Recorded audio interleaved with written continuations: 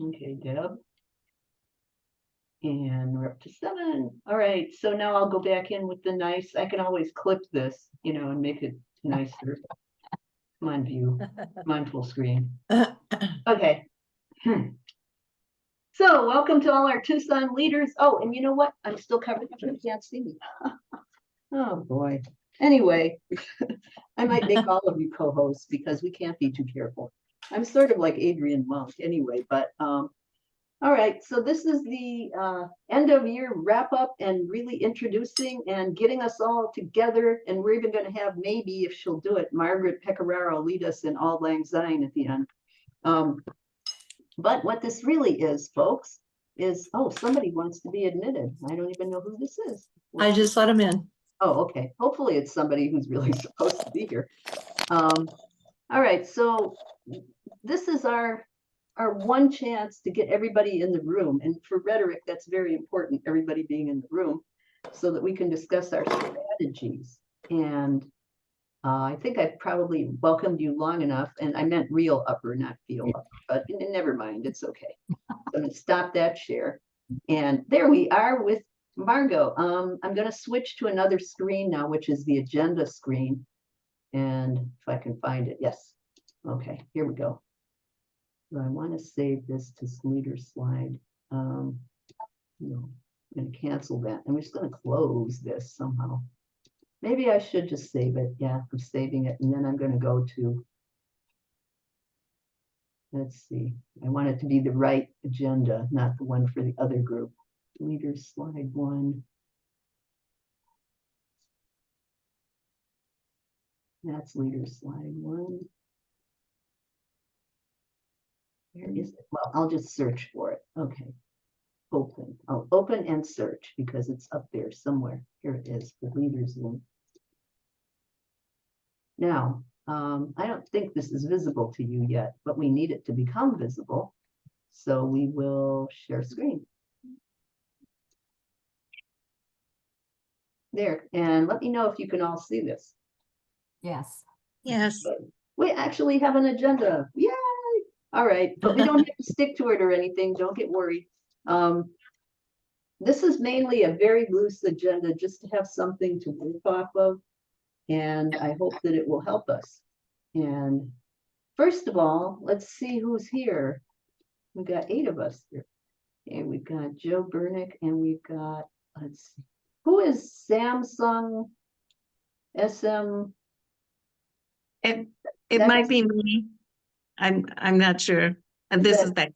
Oh, Becky, yeah, that must be, maybe that's you. Well, if you're here, you're not listed. So, you can change your name if you want to, but we won't worry about it. We'll just say Becky Samsung.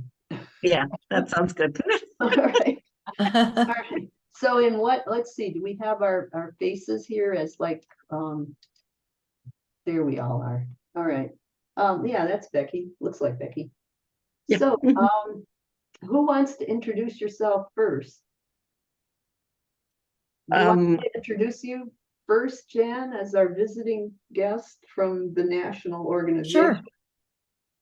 And you can add things to it if I'm not correct. And I always get the labels of the committees wrong. This is Jan Quarterman, who lives normally in Des Moines, Iowa.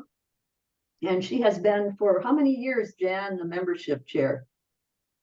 Oh, I'm not chair. I've been on the committee for, I think 5 years, roughly.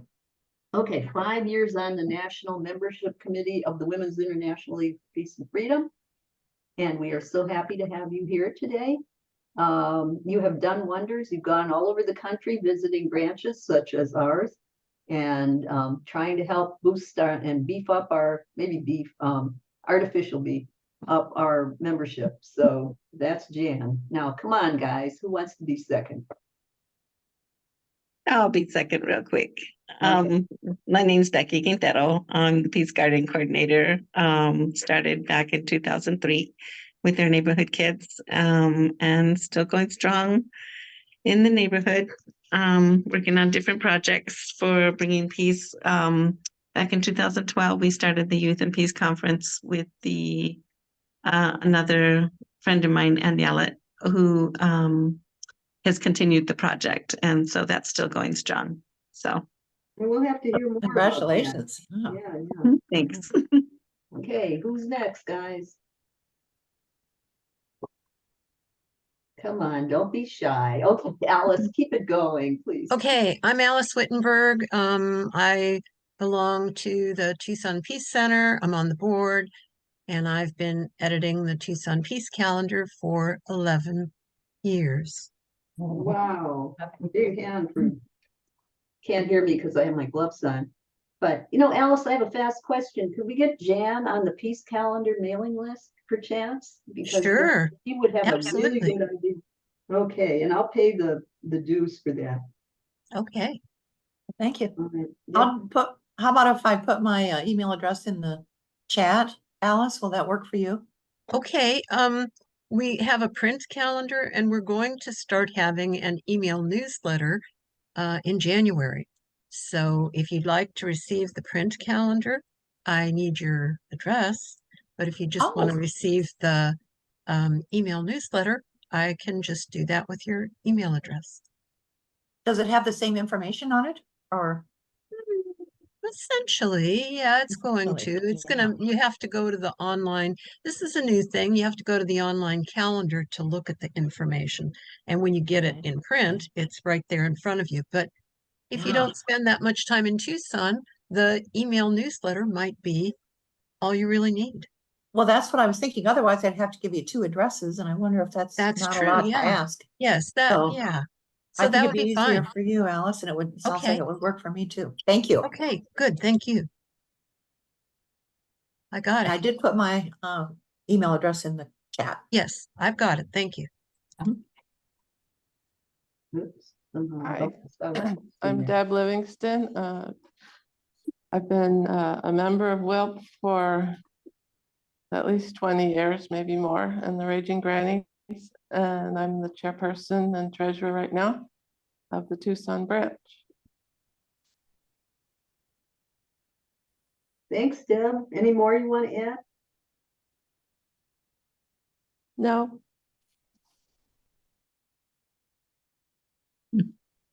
Okay, come on, folks. Somebody be brave and go next. I'll go next. I'm Margot Newhouse, and I'm active with the Raging Grannies and with Will. And I've been working for the last 3 years at the inn that takes immigrants, for, you know, Casa Alita sends them out to different places. So, but I've been working in the clothing bank there a couple days a week. Active since the Climate Smart Southwest Conference with the Resilient Neighborhoods Group. We do workshops helping people be prepared for, you know, if the grid would go down in the summertime, what, you know, many people will die. So we're still active with that. And then the UU Church, although mostly there, I'm in the kitchen. But Carolyn Valdez and I changed the marquee just once a month, and we put social justice phrases up on it. So if anybody has any great ideas for us, we're open to ideas for the marquee, anything in a few words. That's it. Well, very good. And maybe later you can tell more about Casa Alitas, because not everybody who, especially those not from Tucson, they don't know Casa Maria and Casa Alitas. We'll have to define those. And before we go on to the next person, I want to say that the nuke resistor is not here, but he, that's Jack Cohen-Joppa, and he said he would like to get together for lunch with you, Jan, before you leave town. Okay. He was very eager to get together. He has his daughter visiting and can't take time to do meetings. They only get to see her once a year. Okay. All right. Guess it's my turn next. Yeah. You know, I was born in Minnesota, but I grew up in recently occupied Palestine in Israel and came back when I was 16. And I turned 18 on Galpatankan Day when the war in Vietnam started. And I remember my first peace demonstration was Nagasaki Day, 1964. And I was at the first Minnesota meeting to end the war in Vietnam and was active, you know, all the way through till 1975. I remember we did a sit-in on Senator's office in 1975 asking to cut off American military. So I'm really a veteran of the peace movement. I was a conscientious objector. I was one of a couple of hundred student body presidents and college newspaper editors that signed a thing that we would refuse to serve in Vietnam, and McGovern put us in a congressional record. And so anyway, when I moved to Tucson, first group I joined was WILF. It Wow. was just about the time that men were allowed in, but all my aunts were members, and I was familiar with the organization. I didn't keep up my membership because I've been involved in so many organizations, but I just left the Tucson Peace Center, retired from it after 35 years. When the first time that it was falling apart, the leaders thought that they might as well abandon it altogether, and I went to Veterans for Peace and WILF and recruited people. And for a while it was led by WILF people, the Tucson Peace Center. Mary McEwen, until she died at age 102. Debbie's mother was involved. Our treasurer was Brenner, who came up with Will Brenner, who came up with saved us, with the raffle that we do to raise money for it. So I've long history of working with WILF and all the peace groups, and in the Iraq War period and the Gulf War in Iraq, I coordinated, and James Jordan and I coordinated the 40 organizations coalition against the war and everything. So I've been peace activist all my life, but I had the privilege of being able to be in a lot of other movements in Palestine Solidarity, the anti-apartheid. I'm director of the Salted Earth Labor College. I wear a lot of hats. Wow. I see Jan. Yeah, Go ahead. could I ask Joe a follow-up? Go ahead. Yeah, because Gloria let me know about Salt of the Earth, and my background, I was a union organizer for 30 years. And so I really like to know more about that. And then also, I was in Palestine last October, and we have a really active peace group in Des Moines, supporting Palestinians solidarity. And I've been asking Debbie to keep me in touch, and ask you the same, everybody here, Joe included, to keep me in touch with what's going on regarding Palestine here in Tucson. I'd love to know about it. Thanks. Well, Joe, put the info about the party at the Salt of the Earth in the chat. I'll send it to her. Yeah, I'll send her an invitation. We're having our annual holiday party. We always do it between Christmas and New Year's, and it's Saturday. Love you to come. You'll see the place. But if you'd like to invite me over for tea or something, I'd be happy to come over and visit with you. Because at the party, I'm so busy, I don't get to talk to people much. Well, Saturday sounds fun. What time? 6 o'clock. I'll send you the thing. You'll send me the thing. Thank you. Yeah. Okay, now I think we have Margaret. Is Margaret? She's not showing my screen. Yes. Margaret, where are you? Hello, Margaret. I'm right here. Okay. My husband and I have been peace activists for as long as I can remember, and especially we're involved in nuclear disarmament projects. And then we joined WILF in 1996, and we're among the founding members of the Grannies, because they were always a project of WILF. And we've haven't attended all the conferences and conventions over the years, but we did get a chance to go to The Hague for the 100th, and that was really wonderful. And we've met so many wonderful people that I never in this world expected to meet, but now we're still on their Facebook pages, like Anne Wright, and she's always interesting, and just all kinds of, well, also like Madeline Reese, the Secretary General, the one that had the movie made out of her. It's just astounding. Just people that, we weren't planning on meeting, but just did. So it's been great, really wonderful knowing all of you. Thank you. Well, and Yeah, Margaret. can I share something about Margaret, Gloria? What? I'm sorry. Can I share something about Margaret with everybody? I'd like everybody to know Go about. ahead, please. Yeah, this is another WILF activist from my branch, from my Des Moines branch, Mary Beth Garden. And Mary Beth just had a grandson. Well, it's been a couple of years ago now, but she said, Margaret, you sent her this beautiful quilt she was telling me about. So I need to see that sometime. And I think that's wonderful that you put that together and sent it to her. And she mentioned it to me. So I thought I'd like to share it with everybody else, that how wonderful it was to get that quilt. Oh, that was for her little grandson. Yeah. Daughter, my cousin makes these. My cousin has never been a mother herself, but she makes quilts for babies all the time. And so I try to patronize any of my friends that have little businesses. And so that was from Kay of Chicago, my mother's side of the family, the Hickeys, which means healers and physicians. I'm very proud of the Hickeys. So anyway, so Do you that say was- you have relatives in Chicago, Margaret? yes, I What do. about getting them into Chicago Wilt? Yeah, Because I'm well, wearing two hats. Have you told them? Have you told, no, seriously, have you told them that we're reviving the chapter? Okay, I'll see about it. Right now, my cousin is dealing with possibly a terminally ill husband. So Oh, I no. think she's going to need, I don't know what's going to happen next. It doesn't look bright. And then she'll need to sort of get herself together after that. And she's in her mid-80s now. So What about children? Does really she, happen does she, I hate to be so pushy, but does she have children in the Chicago area? Oh, she doesn't. No, she's just a very good aunt to all of the other. I have to check these leads, you know, I'm in a very tough situation trying to revive Chicago Wilt too. I'll see what we can do. to Yeah, try- maybe you have some other family there, if you have anybody, any of you who have family in Chicago, see if they'd be interested in Wilt. So that was a little interruption. And But thank you for yeah. giving me a chance to mention Kay. So do you have other, well, more about you than about your activism right now, but what else do you want us to know about you, Margaret?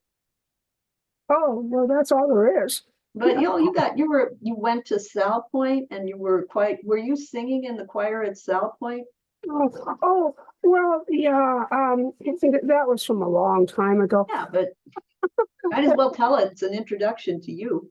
Oh, well, I'm a Tucson native, so that's kind of different. There aren't very many people of Irish persuasion who could say they were natives that were born in 40. I was born in 45 here at St. Mary's Hospital in Tucson, so that really qualifies. Whoa. My father was in the service at the time. He was he was instrumental in helping begin the UN during his service in San Francisco up at the Presidio, which is all George Lucas. I think George Lucas owns it. You know, he and his Star Wars program. Oh, I have to tell you something funny. We were at a conference, at a Wolf conference in 2005, and there were grannies who actually went and marched and were trying to boycott George Lucas's Presidio because of the Star Wars. I know it was so popular with all the kids, but basically its message is that war will go on forever, millennia, and yet so some of the grannies wouldn't even let their grandchildren go to see Star Wars, but I don't know if that was true throughout Wilf, but I just thought I'd mention that was an incident at that conference in 2000. Could I raise my hand? I have to say a good word for George Lucas because he married an African-American woman, Melody Hobson from Chicago, who's a big mover and shaker in the African-American business and financial community. And they have started the George Lucas Museum of Narrative Art. It looks like an amoeba or a spaceship in downtown LA. And for every bad thing that you could say bad about war that they've done, they're going to make up for it in this museum because it's going to cover a lot of the counter war and other things. And it will be a new style museum, not a fine art museum, but a narrative art. And there's a big snobbish elitism about fine art, which has no narrative. It's in itself. It's art for art's sake. But this is different. This is the George Lucas Narrative Art Museum. So look it up on I the will. web, and it's going to be opening, I think, in 2025. And these people are not monoliths. So when they have that kind of money, sometimes they do. I think that Melody Hobson from Chicago was a big factor in this Narrative Art Museum. So you can also look her up, Melody Hobson. All right. Telling us, Gloria is a big science fiction fan, if you haven't noticed. Yeah. But it isn't about science fiction. This museum has what Maxfield Parrish, Norman Rockwell, all kinds of what we used to call illustrators, but they're using the term because it's non-pejorative narrative art, that they shouldn't be fine art up here and illustrators down here. And that's the big thing about this museum. It's for all the visual and motion picture narrative art. So I'm looking forward to that one when I visit Chris in LA. We're going to try to catch it when it opens. All right, so the one, I guess, is there anyone else we've missed in the intros? Okay, I'll just say fast who I am. I organized this thing, and I've been active in the arts since my childhood. And I've been very activist in the arts all my time here in Tucson.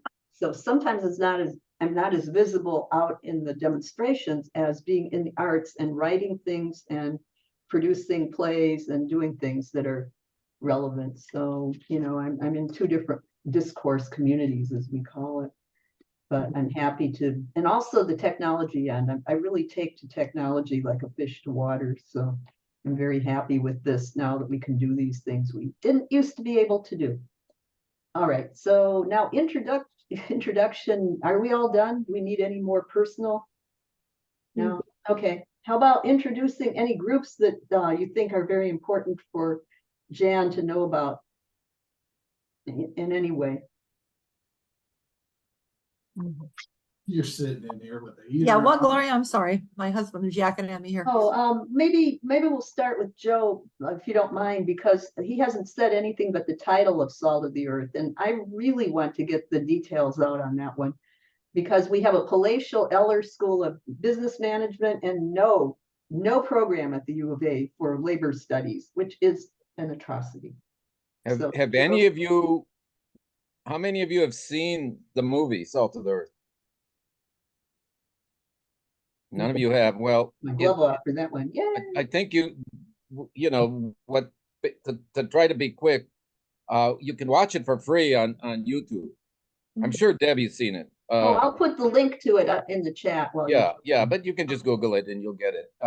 Anyway, Oh, I shouldn't do that because it's messy. it was a strike of mostly Chicano and Mexican workers in New Mexico in the mining belt that Tucson's part of here, because it's just barely inside New Mexico from here in Tucson. A strike in 1950 in a small mine, and it was going on and on and on, and the companies, as they used to do, created an incident and then asked the judge that they owned to for an injunction to prohibit picketing, and they didn't exactly know what to do, and their wives, and because they didn't hire women in the mines back then, the wives and sisters and the women in the company town said, well, we're not strikers, we're not miners, so we could take over the picket line. And they took over the picket line, and some blacklisted Hollywood people, writers and producers, found out about the strike and came out and made a movie of it. It's the only American movie ever blacklisted. It was only shown commercially twice in the United States, but it's the film that's been seen by more human beings than any other movie in the world, mainly because they showed it in all the schools in China for 3 generations.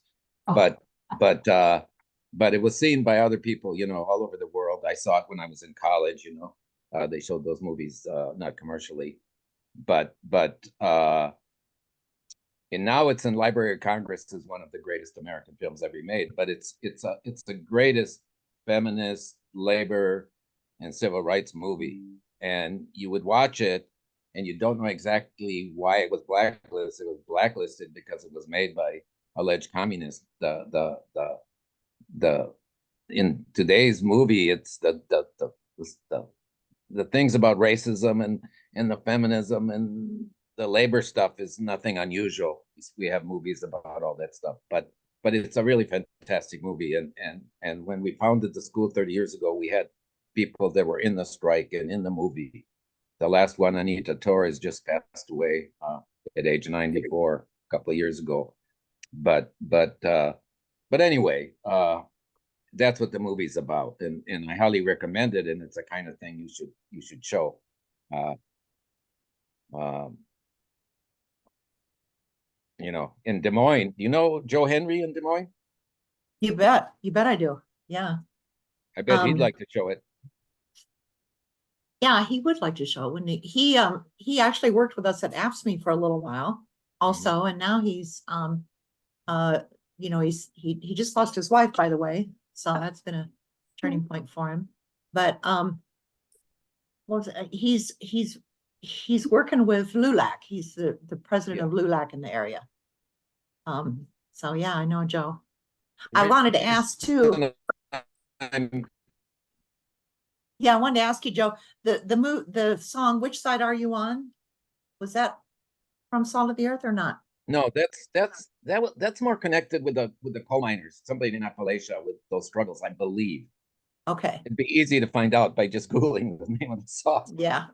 Good Could point. somebody else do the link to Salt of the Earth because it messes it up when I do it, you know, if you want to do it, or they can look it up.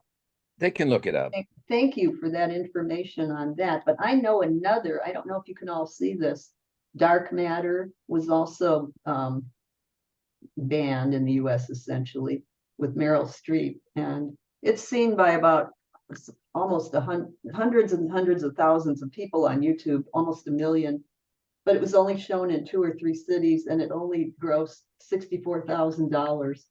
And it's a wonderful film about a Chinese student driven to the edge and about dark matter. It actually goes into the astronomy as well. But, and it won the Sundance Prize for the best depiction of a scientist or a person in technology that year, but it was banned. So you need to get it on YouTube. It was never given a chance in the US. The thing I forgot to also mention, is that the cast is can you hear me? Yeah. Yep. The cast is mostly the cast is mostly local miners. The leading actress is a Mexican woman who was an actress, a famous actress, but she was deported during the filming. Oh yeah. You know, but the sheriff is played by a well-known actor, but most of the roles are played by miners, local people. Yep. Okay, any other, well, let's talk about the nuke resistor since he couldn't be here. Who wants to describe that group? Or should I do it? The nuke resistor, I'll just fill the space, the airspace. The nuke resistor is perhaps one of the most active anti-nuclear war and weaponry and nuclear power groups in the country. And it is a 2-person operation, and maybe their kids are still helping. Okay. Jack and Felice Cohen-Joppa are the 2 nuke resistors, and they put out a magazine. They go to all kinds of conferences and demonstrations, and they help people with a letter writing column where you can write letters to those imprisoned for their nuclear resistance. They give all kinds of news you'll never get elsewhere, and they're probably in correspondence with all kinds of nuclear resistors all over the world. And I think they should be as well known as any of the groups that Wilf talks about that are nuke resistors. This is a very big one, and it's Jack and Felice Cohen-Joppa. Anything else you want to say, Joe, about them? Just that they also coordinated the solidarity in North America for Mordechai Vanunu. If you remember Vanunu. That's right. Yeah, they did that for years. I remember them doing that. Yeah. And he was the nuclear scientist that no, I think he was something in he was a worker at the nuclear thing in Israel, but he's the one that squealed on him. Yeah, he was a leaker, like with what's it called, WikiLeaks, and they don't take it lightly, I guess, in Israel. So, but they're good people. Yeah, Alice? I think it's important to say that they also do 2 demonstrations, vigils each month, one at Davis Monthan Air Force Base and one at Raytheon. And they consistently do that summer and winter every all month. year long. Yeah. Yes. Yeah, So Debbie filled me in on that.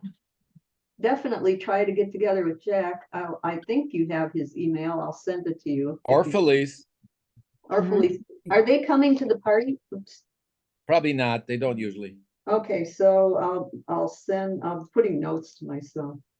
Oh, Gloria, let's make sure that we get a recording of this sent to, her name was just on the tip of my mind. Karen Osborne Pope, or is it Pope? Yeah, I already told her I would be getting, that's one of the reasons I'm recording it. Yep. Okay, Thanks for thank bringing you. it up, though. Good. Thank you. Yeah, it'd be good if you could get together with the Cohen Joppas. Mhm. So, okay, send out the link to Solve the Beard. Okay, but what are some of the things that you normally run seminars? Joe, you want to talk a little bit about those? You mean the Salt of the Earth? Yeah, labor Solve policy the stuff? Earth. Yeah. Well, we try to, what we do, basically we want to do things that will serve to build the progressive movements in the community, here in the community. But we also like to do an occasional, so some labor history. We occasionally have somebody that will do a labor history thing, or we had I can't even remember her name, the labor folk singer. I think she died recently. She was from Pennsylvania. Can't remember her name. She was here. We had her. We'll have a poetry sometimes. We'll have one of the best things Was we it ever Ann had Feeney? is huh? Was it Ann Feeney? Ann Feeney. Yeah, we had Ann Feeney. We had Barbara Mocking, who does puppets. Best thing we ever had, and the smallest attendance we ever had, but it was just fantastic. Wish I had known about it. But anyway, we do a lot of things, but we had like somebody from out of town is going to be in town, like B. Arthur from Chicago came and talked about a coalition of labor union women and what it is, and it led to founding a local chapter that lasted a dozen years. The same thing with the coalition of black trade unionists that formed a group because we had somebody from out of town come and talk about the group. Those kinds of things helping build the movement. Like we kicked off this fall semester with the initiative drive to put reproductive rights on the ballot in Arizona. And we kicked off this semester because that's the important ballot, the initiative. That's an important battle, I think, of this year in Arizona. Probably drive all the election results. So, we try to tackle issues that come up where people need education. Not everything, of course, we can't do everything, but it's that kind of things, the peace issues. But we try to keep a labor theme, like we don't. I have this policy of not showing movies except labor movies. And I do that so I can turn down all the suggestions people have of their favorite movies. No, you can't turn down How Green Was My Valley. We've shown it. Well, you should show it again. I bet that's been. Well, we probably 12 will. years ago. We probably will. That's my vote for 2024. Yeah. How Green Was My Valley. But we don't get a big turnout on movies. I mean, that's not. I know. Yeah. But I mean, I could go on and on. I mean, the issues we do, but in Tucson, what our role has really been is to mainly the labor movement, because we're a labor school, and working in the Chicano community in Tucson, because I don't know if you know, but according to the last census, people of Mexican descent are dominant in Arizona. Sure are. White Anglos now are less than 50%. It's become more and more Chicano, which is why we have a Chicana mayor who just got reelected, the first woman and the first Mexican American since Tucson had 4,000 people. And before it was a state, and the first woman. So we try to, the Chicano movement is particularly, it's our role because we're here in Tucson, but we're involved. I was in the American Federation of Teachers for during the 80s, and when I first moved here, I organized a labor peace committee. We were working on nuclear war issues, at that time in the early 80s. But those kinds of issues is what we deal with. Okay, well, if you think of any more, let me get our agenda back up here. Agenda for Leader Zoom. One of our Yes. biggest one is I did a thing about a history of Zionism, and we filled the place. Great. Okay, Debbie well, was probably there. okay, so any other groups? I that heard we you can- talk about science. Yeah. Any other groups you want to cover? I mean, Casa Elitas is new to me. What is Casa Elitas? Margot? Well, Casa Elitas is the Catholic Church sponsors Casa Elitas, and the immigrants, when they come, people who have been granted permission to seek us, to apply for asylum, go to Casa Elitas, and then and I haven't worked at Casa Elitas. I worked with the Inn, which was started by a couple of the Methodist churches way back when when immigrants were housed at St. Francis in the foothills, and also at the Methodist Church on the west edge of campus. But then they got 501(c) status maybe 2 years ago, and have been getting about, up until a couple of weeks ago, about 300 migrants each night from the Casa Elitas, sends them on over there, and then they take care of them. But the hotel that they were using by the airport was being sold. I think that was the reason they had to leave December 18th, and they may be shutting down altogether because they haven't found another place. So I don't know how Casa Elitas is dealing with that, because it means they have. Well, then they'll have to go to Casa Maria. No, But they don't house people though. They just, No, you know. they don't. They don't house But immigrants. that's another group that Jan should know about. Brian Flagg, and it's in South Tucson. You can even Google it. It's Casa Maria. And Okay. they feed the homeless. They are more than a soup shelter. They are a Dorothy Day peace worker house. And if you- Catholic worker. Catholic worker. Catholic worker, yeah, Oh. Catholic worker house. But And Brian Flagg will get into the newspapers and on TV explaining things that are being hidden from Tucson's public by our leadership, because often they want to cover up the unsightly things, the homeless, So he's the leader, and he's been a real firebrand in a good way, because he doesn't just hand out soup. He goes and he explains why people need soup, and it shouldn't be. Is that a hand being raised there, Joe?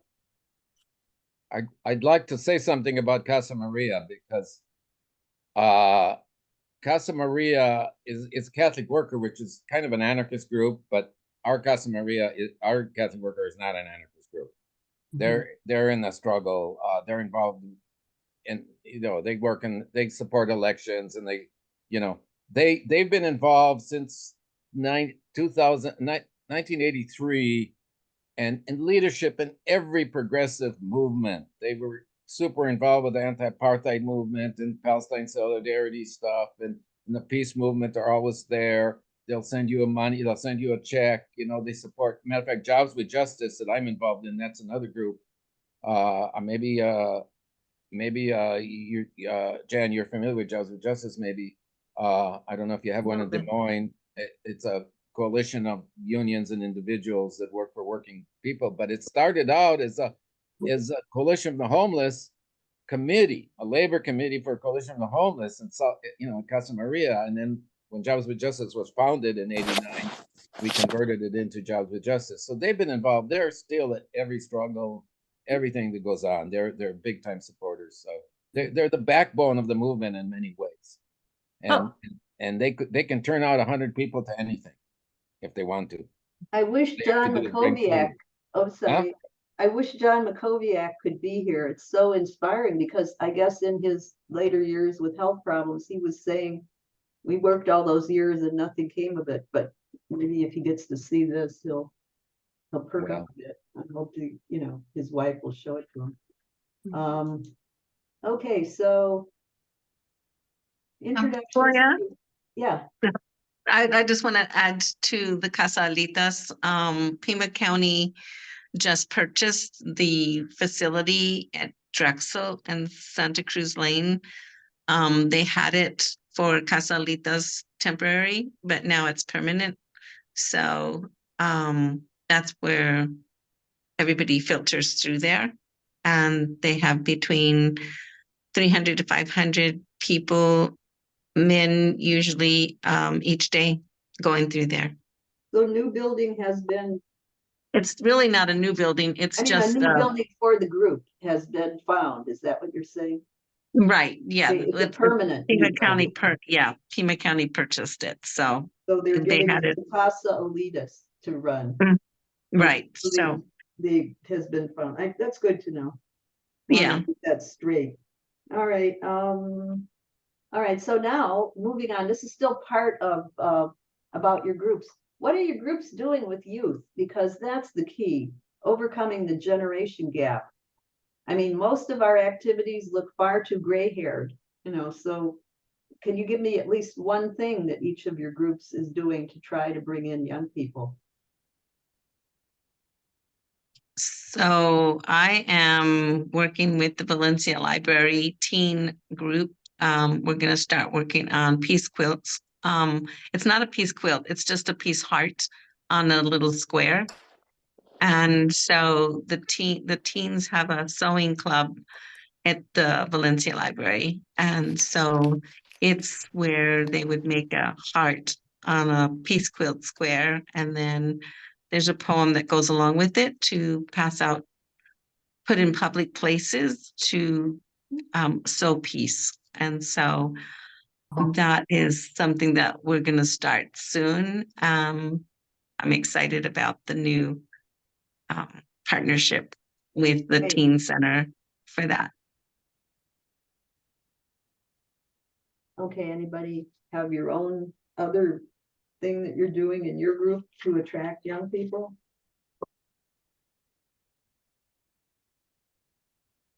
Specific to youth. Now, I wish Karen Pope had been here. Should I front for her? I could front for her. Karen Okay. Pope has this thing called, it's a small grant of up to $1,000.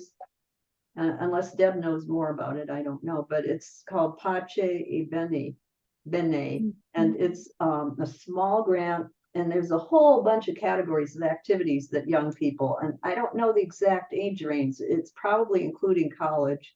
It's 12 to 23. 12 to 23. Oh, maybe you know more about it, Alice, but I was going to mention specifically to make sure it registers with Becky that gardening is one of their categories, Becky. Any of Nice. the young gardeners can go for this grant. Okay. Did you know more? Okay. Yeah. Well, Well, I'm going to post a lot of information about it on the online peace calendar. oh, And good. there's a link to that information in the January 2024 print peace calendar. I did see And that. yeah, well, it's coming soon. And youth ages 12 to 23 can receive up to $1,000 for projects that provide a creative solution that addresses violence in their community. That's So, a perfect fit for the people at the Peace Garden. So yes, Yeah. they will Yes, trust us. thank you. yes. Something Thanks. about youth, one of the problems with youth, we have more young people in most organizations than it seems. They just don't like Zoom meetings. And the traditional peace movement has been very white middle class for a long time. And so I go to the weekly peace vigil that's been going on since 1981 here on Thursdays, and a small group of people, and it's very white and gray haired and everything generally. But when I go on demonstrations around Palestine or immigration issues, which are the usual demonstrations and the big ones, the average age is well under 25. So I think don't you're have a right. problem with working with youth. I mostly work with youth, but when I go to the meetings, it's not young people. But when I go out and get active, it's young people. Well, it's where they are too. Isn't it part of it that they are the ones that are on campus are already on campus, and then they meet there, and they even have ad hoc demonstrations, but they aren't all. But I don't go to the campus demonstrations very much, and the students at the university don't go to anything more than 3 blocks from campus unless they serve alcohol there.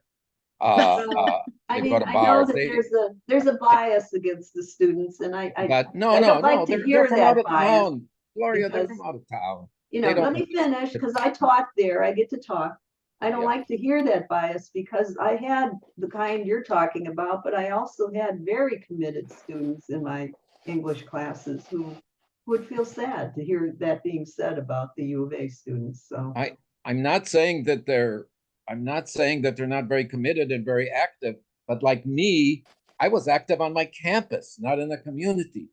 And that's fine. You should be where you are. If you work in a factory, you should organize there. If you work it's, picking onions, let's you not should be organizing. reinforce the either or either, because that's Yeah. the two value thinking. I mean, Anyway. I know plenty of students who are out there in the community as well. So, you know, let's make it this, and this, rather than this or that.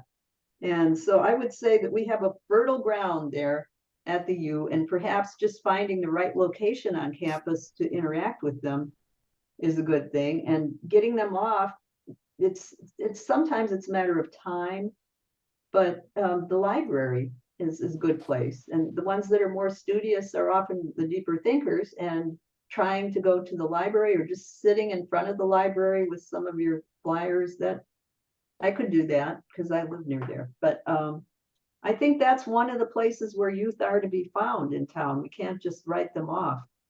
And if anybody else wants to work with me about that, getting in front of the library and handing out stuff, I would be happy to do that once a week if anybody thought it would work. So that's one element. Tucson has way too many young people, and a lot of them are no-shows, but a lot of them are pretty good and would do something. How about Pima College?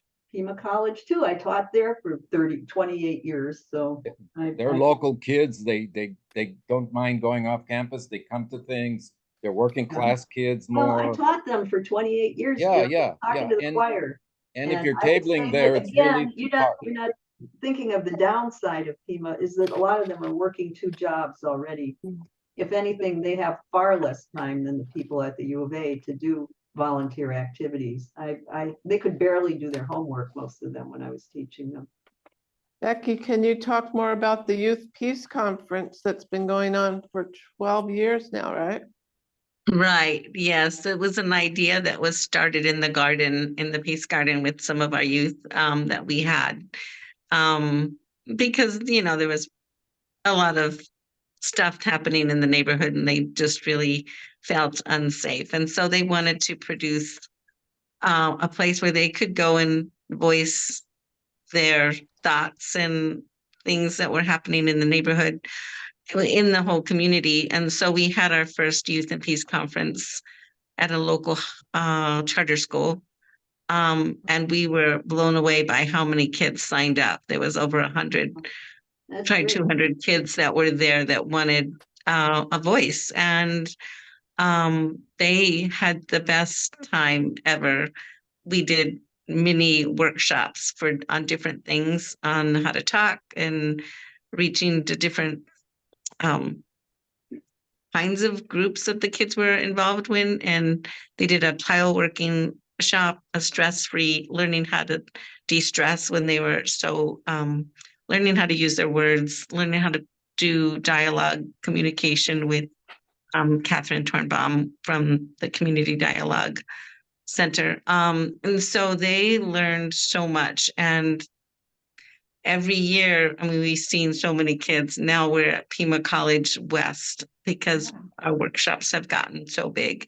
And even during COVID, they had Zoom workshops because nobody wanted to stop during COVID. They still did it. And so it's been growing, and Pima College West Campus is pretty much on board for always having it there now. So do you have faculty and administrators behind you at West? The president has agreed to that, and they let us use their classrooms.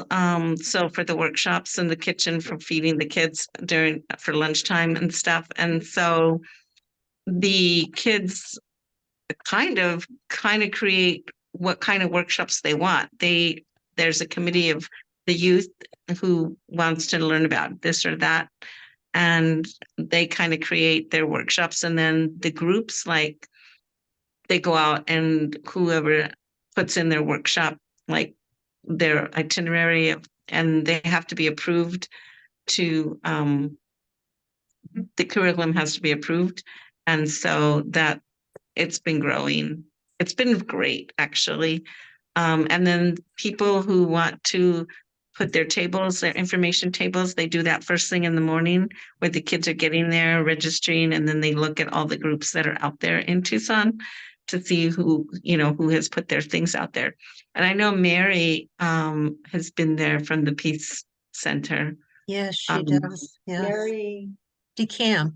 Camp, yeah, I met Yeah, her. Yeah, I know. her. yeah. Yeah, so she's there, in the mornings, and everybody has an activity. So the kids want to come to your table and they do a little hands-on activity and stuff. And then they start their program. And then they end it with the dialogue circle. Yeah, it's really cool. It's really, and it's usually they're trying to do it to coincide with September 21st with the International Day of Peace. Oh, So, yeah. yeah. That's a wonderful thing, and I never heard all that much in detail about it, so. It's been pretty awesome. Yeah, Yeah. it's growing and it's bringing in lots of young people. So Yes. could we table it that, maybe Wilf? Yes, I would imagine. Margaret and I participated a few times with making buttons. Oh, okay, Nice. that was the button When it thing was you're talking about, at, yeah. That was when it was on the junior high, Doolin, I think it's called, Doolin Junior High, Doolin, yeah, I was a Country teacher. Club No. and Grant. Yes. That was the only time that we participated, but I know Susie, who's a new WILP member, went to the one this year and was a volunteer at the Youth Peace Conference in September. And she's involved with Vets for Peace. She's recently moved here. She's lived in Hawaii for most of her life. So how can we connect with those youth and get them into Wilf, Deb? Do you ever get any follow-up from? One thing we would have to have the times of our meetings instead of at 10 o'clock in the morning would be after people get out of work and school would be one way to have more younger people involved. Yeah, we'd have to be. But after one thing I school. wanted to say, there are youth groups that are involved in community work, like the acronym is COW, Community on Wheels. They collect food and clothing and go out to the parks where a lot of the homeless people live and serve meals there. I've never joined in with them, but I've heard about that group. And What there's would- several collectives. What would Wilf offer these youth that the other activities don't?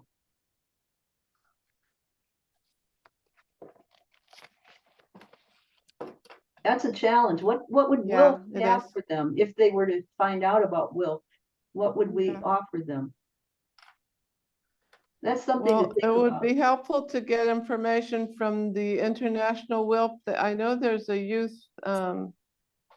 section of Women's International League, but I haven't gotten the lowdown on how it works. Young WILP, Margaret, do you know anything about Young WILP? I've heard little things over the years, but not enough concrete things to really be a part of any value right now. I'm sorry. I guess I've been in other committees that are, so, but we can try. We can see what we can find out. I don't mean to interrupt, but what about Shilpa Pandey? Isn't she active on bringing in young people? Yes, for the UN practicums, yes, which we do every year. I think in the first week of March in New York City, and Dan's gone to that, right? well, there's an organization that has had consultative status at the UN since 1948, and so these UN practicums that we gather with youth from all over the world every year are a constant and annual feature. So yes, I should mention that. Okay. I think that's important, and also that local Tucson students might be very interested in that because we don't often get to New York, and it might be a real attractant for young people. And it would be nice if we could go into the high schools and ask the counselors there to talk about it. Even on a career day, most high schools have career days or whatever they offer for opportunities for young people to branch out.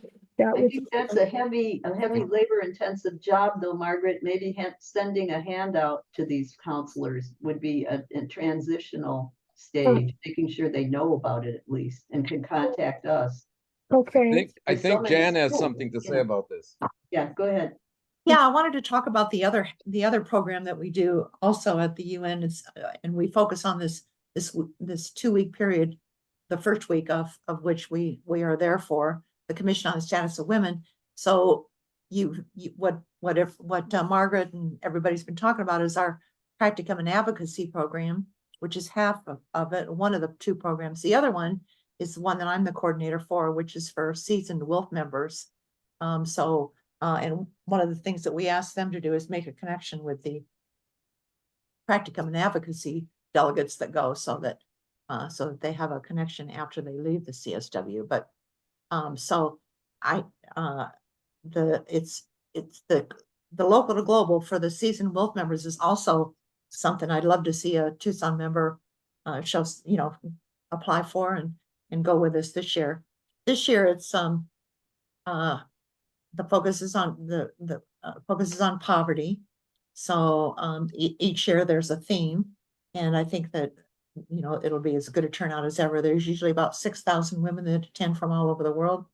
It's a real wonderful experience. So Could I ask a question? Isn't there a stipend or something that for this local to global for people the who local to global WILF covers all of the expenses while people are in New York. And we're taking 4 people this year, 4 seasoned WILF members, and Okay. half of the transportation to get out there. So it makes it very possible for people to attend.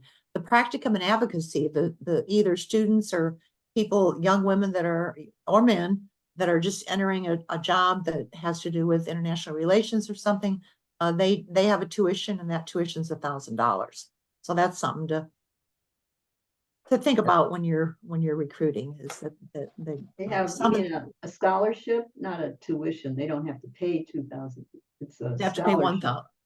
They have to pay 1,000. Okay. We could often raise are, that Pay for. a tuition. Okay. yeah, the branch can help them raise it. That often, if they're university students, often they'll help.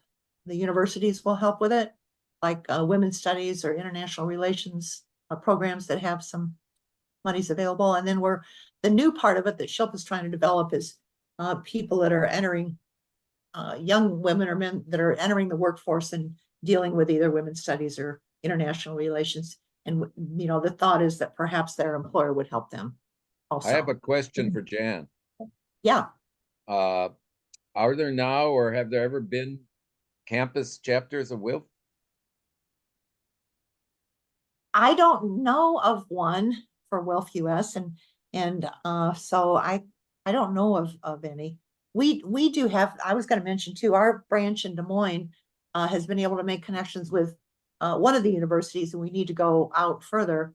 So we're fortunate that we've got some activists, and the thing that they're interested in is ecological stuff, so the environment and stuff. And we had a program this year, the No Mow May program. I know you guys have done that here in Tucson too, or somebody I've talked to was aware of it. But it's the whole idea of not mowing in May to allow the pollinators to wake up and get some nourishment and get on their way. And We that have was it all year round. popular. That was popular with young people. Huh? It's I have called another desert question. landscaping. We have it all year round. I have a Yeah, you do, question. don't you? I thought I'd heard about it from somebody here too, though. Question about that campus idea, Joe. I think that's worth pursuing because I could look into the requirements to starting a group on campus. I live walking distance.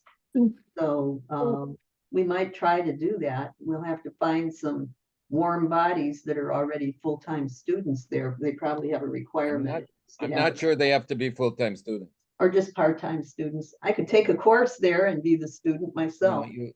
what they need is a faculty advisor, which is easy. Oh, I could get them that. I know that's. Yeah, not- no, that's easy. We know dozens and dozens. Yeah.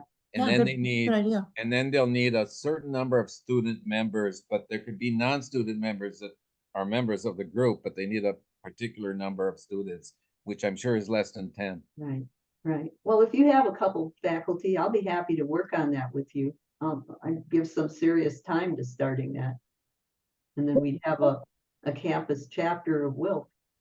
I think you have, well, to be a campus chapter of WILF, on the WILF end, you have to have 10 members. Or any kind of, Yeah, they do have something chapter. called a group with 3 members, so. you do have a what? We also have something called a group, Oh, which is we 3 could start members. at that. I believe in Yes. starting small. And you can call it, you know, you can give it a name as an aspiring group while you're recruiting, All right. you know. Yeah, we're very I- aspirational. Let me throw in one other thing if I could. Just give me a second. Our newest branch in WILF US was started by a high school sophomore. She's a junior this year. She's in Miami.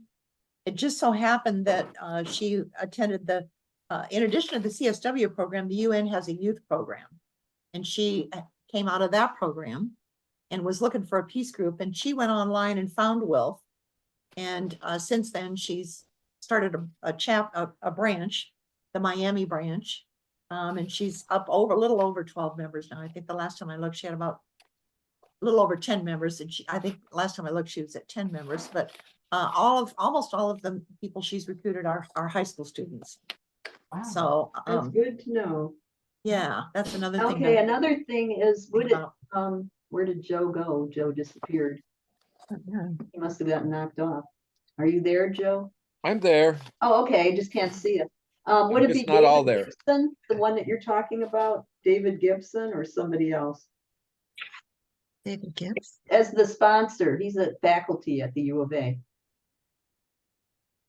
Me? No, you said you knew a couple at the U of A. Was one of them David Gibson?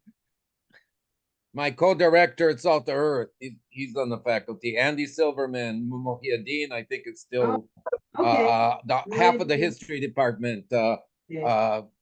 I could name dozens. It's Okay, so not going to be hard. Who's the most likely, though, to give time?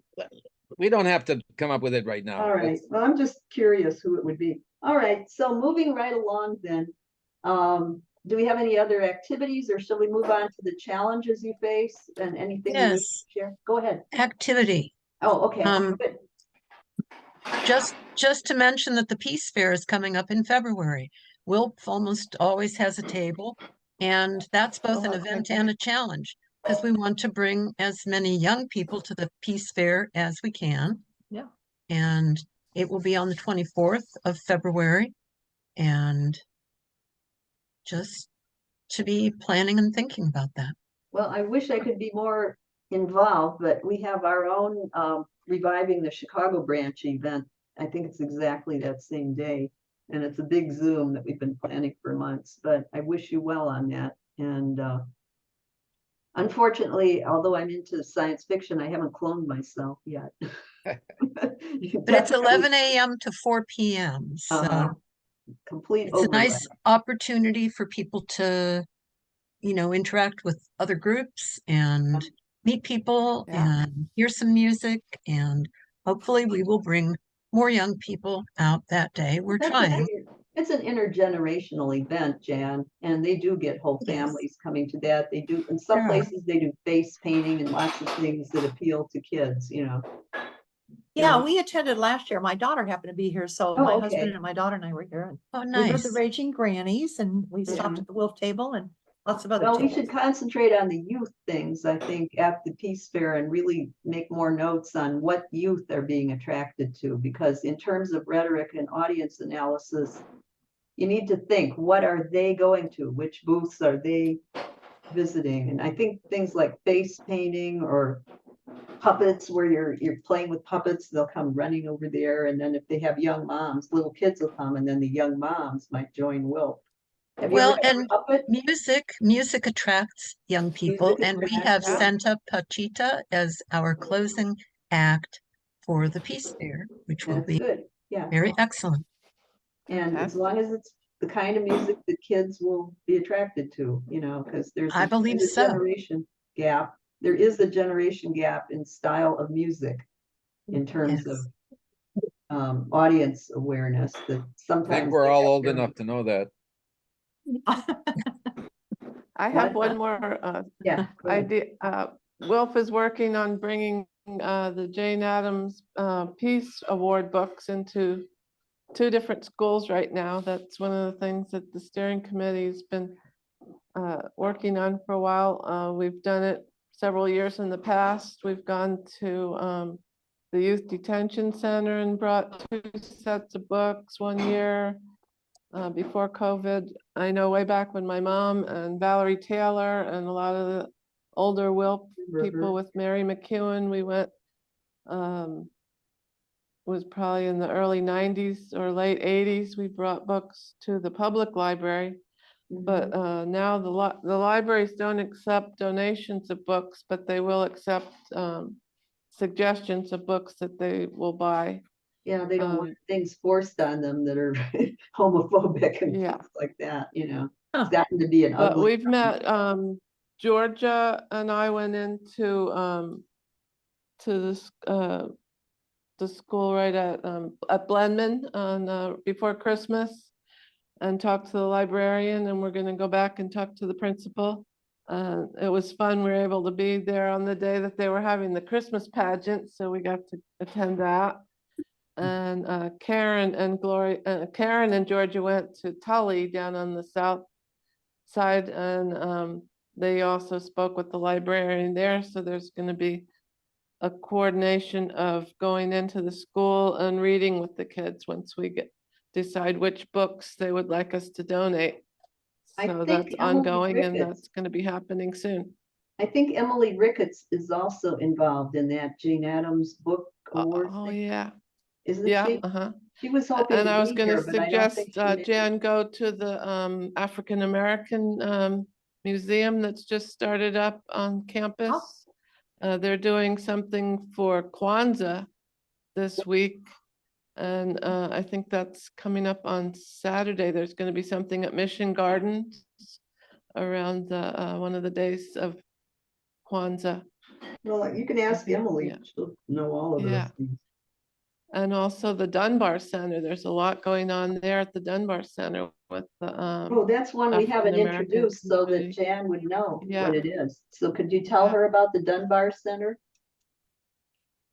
It was an elementary school before desegregation. It was a school where all the people, Black kids went back before the schools were desegregated, and it fell into disrepair and disuse, and the African-American community purchased the building, and it's now a cultural center with so many things going on there. They have Wow. a big auditorium. They've had fairs with dancing and different events going on there. Wow. Barbara Williams, Emily- I think, has a studio there teaching African dance. There's Yeah. a barber college there, I believe, and I think Emily told me though that they lost their director who got a better job and they're going through kind of a reorganization period. So I don't know if they'll okay. have events for Yeah. Jan to visit before uh-huh. she has to leave. Yeah. Yeah, So, thank you. okay. And I'll get my screen share back here. It got bumped because I was trying to show speakers. Okay, back to full screen. Come on, full screen. There we go. So, so these are challenges and things that we can aspire to in this next year. That maybe, you know, closer coordination among our different groups and maybe more attention at the Peace Fair among our WILP members to looking at what attracts these kids, these young people. And the kids are attracted, then their young mothers are attracted because they're with them. I'm talking about little kids, you know. And that draws both the child and the young mother. And I'm thinking of when I was little, if someone had a puppet, you know, and over there, what's that? I loved puppets when I was little. So then the mother has to come because she's with the kid. So it's something to think about at our WILF table. There are plenty of like little puppets on sale at various 4th Avenue stores that I go to, little finger puppets and things to have when the kids go by. Hi. That sounds a bit calculating, but go ahead, Margot. Well, I just keep thinking we haven't mentioned anything about political activity this next year. And that's where a lot of young people will be involved in 2022. There were tons, that were out canvassing. And certainly with this critical election this next year, there'll be a lot of young people, maybe some would be encouraged to come to the Peace Fair. I don't know if the field organizers will be in town yet or not. But when we affect public policy, we can make a much bigger effect than any demonstration or anything else. So, a lot of us will be working on that and working with a lot of young people. I wonder if Rosemary Hallinan, who's very active in some of the voter groups, if she could be a help on that. Do you know Rosemary, Margot? Yeah. Yeah. I'm sure you do. Yeah. Sure, yeah. She might have some suggestions. Mhm. Okay, other business, anything you want to go into that we, maybe you're thinking, oh, there wasn't a place on this goofy agenda for what I wanted to Joe? talk about. Something about the Peace Fair. Yeah. I was coordinator of the Peace Fair for 12 years. And what draws the most people is by getting organization. The getting organizations there. So you can help if you belong to other organizations and know other people that do, to get their organizations to come out, because when our organization comes out, like when WILF comes out, people sign up to do an hour or two, so they come and they do their hour and then they go around. So the more organizations, the more of their own members they bring out. So and to please invite all the WILF members and all your supporters to come out and urge the other organizations, because that's what makes it. We can't afford expensive advertising. Matter of fact, once somebody gave us a few $1,000s for advertising, it didn't increase the turnout hardly at all, because it's within the progressive community. So Word of mouth. Yeah. Word of mouth, but also like organizations turning out their members and supporters. That's. Did you have your hand up too, Alice? No, but I am going to have to get going. Oh, okay. When is the spaghetti dinner happening? When and where? Yes, it is happening.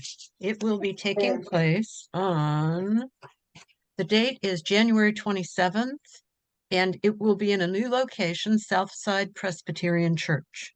Oh, okay. I know where they are. So And I hope we can still get volunteers. We haven't had it since COVID. yeah, since 2020. And I'm I'll worried help about. again. That was always fun, getting the food ready in the morning. I'm worried Yeah, that we lost a lot of our volunteers. So Yeah. please come and I help. have an announcement. Does everybody know that Susan Thorpe passed away 2 days No. before Christmas? No. Oh, what happened, Deborah? Sure. She had been sick with congestive heart failure and was on hospice. But she seemed to be doing a lot better the week previous.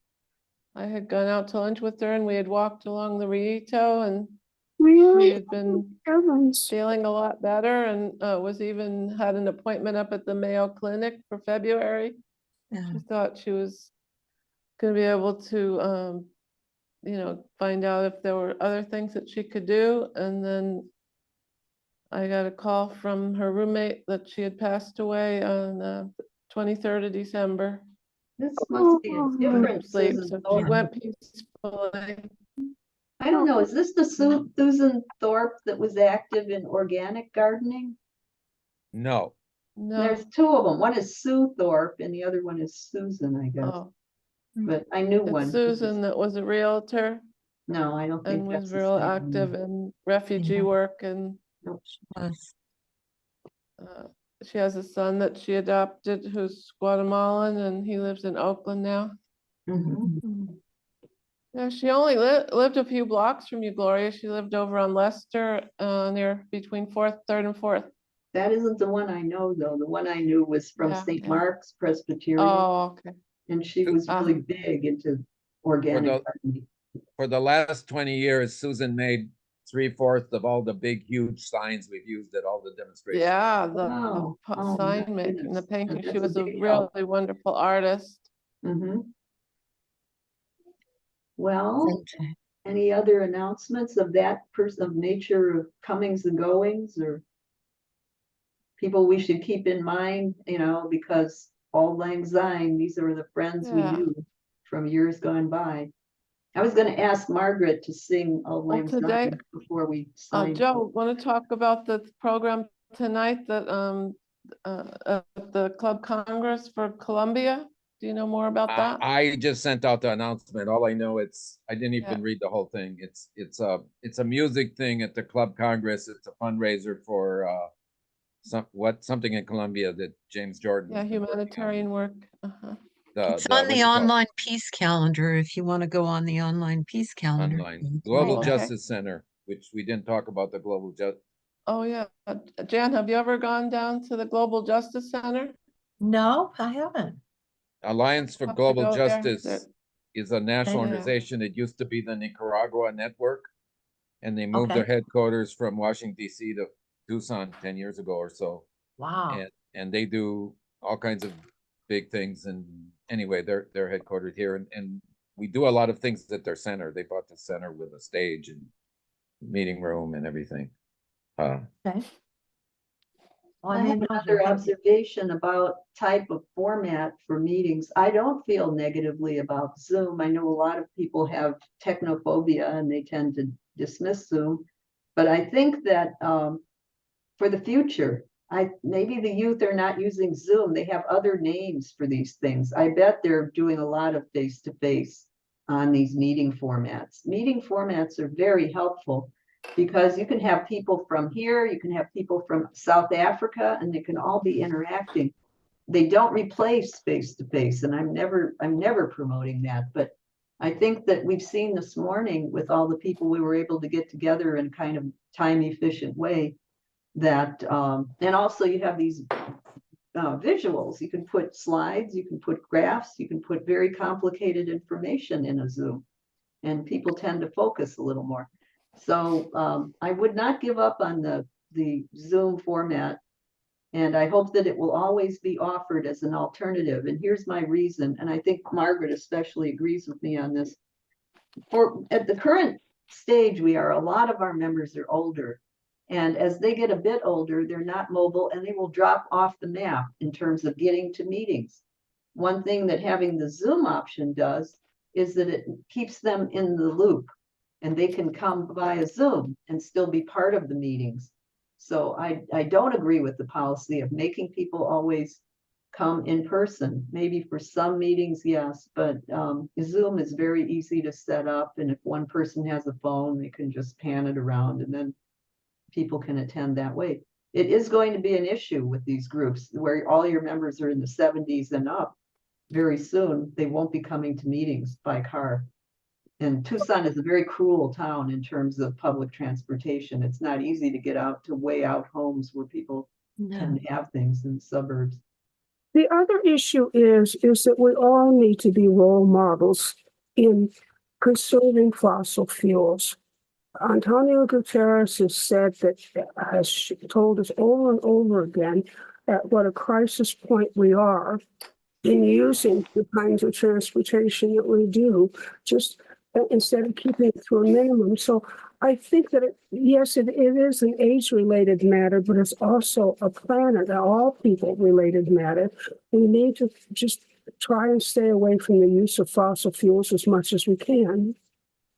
Now, we don't want to be angel and devil or too valiant here, which turns people off, because you know that having these, there had to be manufacturing and things that use fossil fuels to produce all this. But I don't think it's as much as driving, but we can look into it. There's another side to this, and that's that doing a Zoom meeting is like this one we're in now is simple enough. But at Southwest Labor College, we're trying to do hybrids where people can be on Zoom or present. And that's a complete pain in the ass. And I could never do it because I'm too old. Us older people don't know how to set it up. Usually it's complicated. When you get more technical, a simple Zoom meeting like this is really reasonably simple. But when you start getting the hybrids and figuring out how you can show a movie, Oh, in yeah. person, but on the screen also. We had so much trouble with movies. I spent Well, the 20 movie hours. part is the main difficulty. I'd say The even what? hybrids are not too bad. We did a hybrid at Margot's house and it wasn't that difficult. But when you're trying to do videos and things so that both the people there Yeah, and yeah. that's difficult. Yeah. Yeah, because you're trying to bring speakers in, some of them by Zoom. People, like when we do a hybrids in a big room, not with 10 people, but Mhm. with 30 people in the room, the people in the Zoom miss the questions. They don't hear the questions from the audience. I mean, it's all kinds, it's pretty complicated. It's Well, at really- this point too, don't forget that things get refined and it may be more yeah. easier as time goes on. But the Zoom meetings are so much better than the telephone meetings we used to do. Yeah, yeah. Well, for what we're using them for in a lot of cases, at the national level, WILF thrives on these Zoom hookups. We have all kinds of meetings at the international WILF level and the national level. Sure. And they go very well because everybody's online. It's not a hybrid. So, they can show their slides and no problem. Show their Jobs with movie. Justice has been trying to get a Jobs with Justice chapter in Phoenix forever. And we haven't managed to, but now because of Zoom, we turned the local chapter into an Arizona-wide chapter, and we can do it on Zoom. So there's all kinds of advantages. Yeah, but I'm just glad it exists. But it's just a Zoom meeting. It's not a hybrid. Yeah. That's yeah, right. we- Yeah, that's the hang up, and I understand that. But if you're not showing a movie, it's not too bad to do a hybrid. I used to go to church up in the Lakeshore Unitarian Church in the Chicago area because they did a lot of speakers I was interested in, and it wasn't a problem. So, Also, so many of us are members of other groups who have international members. And the fact that you can be with wonderful people from all over the world on the same Zoom, you have to kind of watch your time zones. But it's been amazing to have a reach out like that. yeah, and all the horrors that came in with COVID, this became part of our lives because a lot of it because of COVID.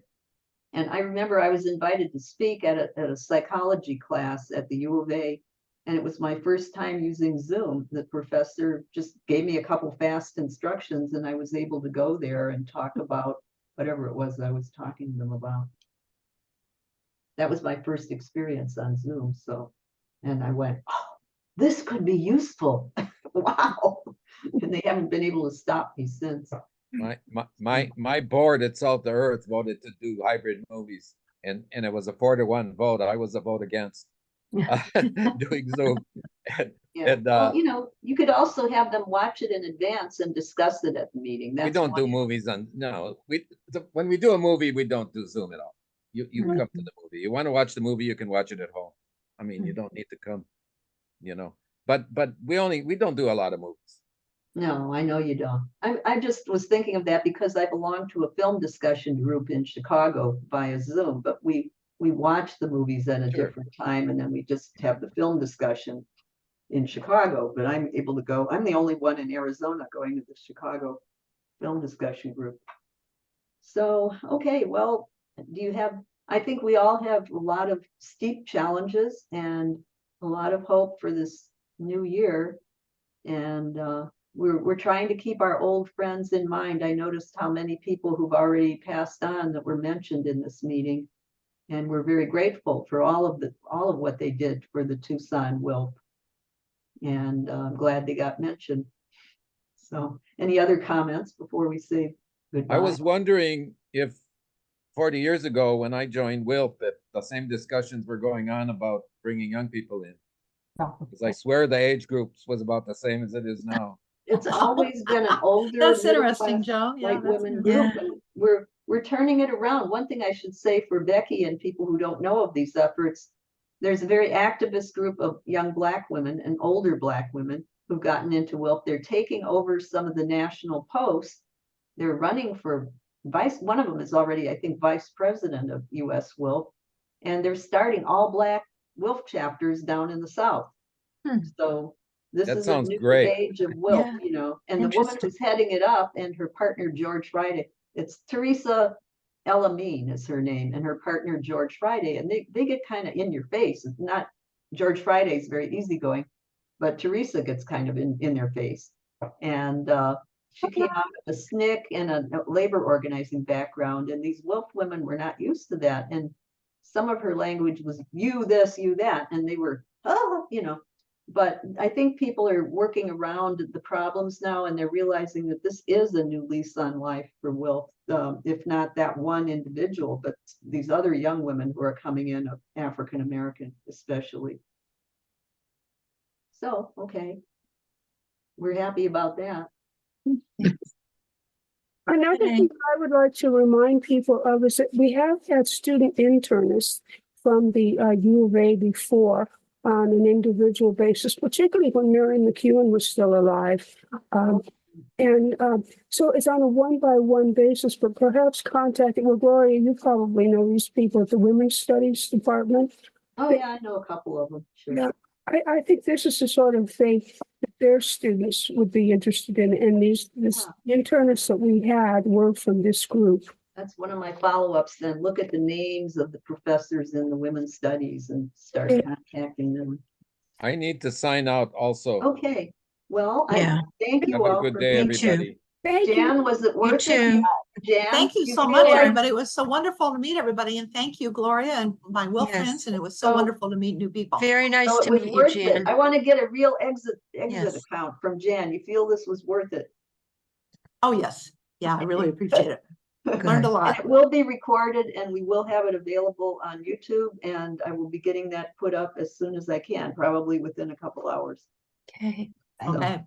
Bye. Bye-bye. Okay, you, bye-bye, everyone. y'all. Have a good rest of your day, and may the worst of Happy New Year. 2023 be the best, may the best of 2023 be the worst of 2024. Okay. Happy New Year to all. Bye-bye. Bye. Bye. Thank you. Happy New Year. Happy New Year. Bye-bye, Becky. Bye. Have a good rest of your day. You